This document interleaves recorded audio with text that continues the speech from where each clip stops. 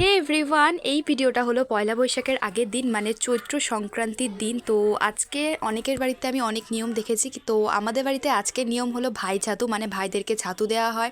তো এর জন্য কি কি নিয়ে এসে সব তো তোমাদেরকে দেখালামই। আর এদিকে আমি আর অঙ্কু দুজনে মিলে খই বাচ্ছি। দেখো, দেখতে দেখতে আমার সব খই এরকম করে বাছা হয়ে গেছে। আর এদিকে আমার চার ভাই সুন্দর করে এখানে বসে পড়েছে। আর এদিকে আমার দিদি হলো যা যা লাগে হলো ছাতুটা মাখতে, সেগুলো সবকিছু দিয়ে এখানে ছাতুটা সুন্দর করে মেখে নিচ্ছিল। আর এদিকে আমি আর কোয়েল বসে বসে গল্প করছিলাম আর একটু দুজনে মিলে হাসাহাসি করছি। আর এদিকে দেখো, আমার দিদির অলরেডি ছাতু মাখা হয়ে গেছে। প্রথমে হলো দিদিরা ভাইদেরকে আশীর্বাদ করবে, তারপর ওদের হাতে ছাতুটা দেবে।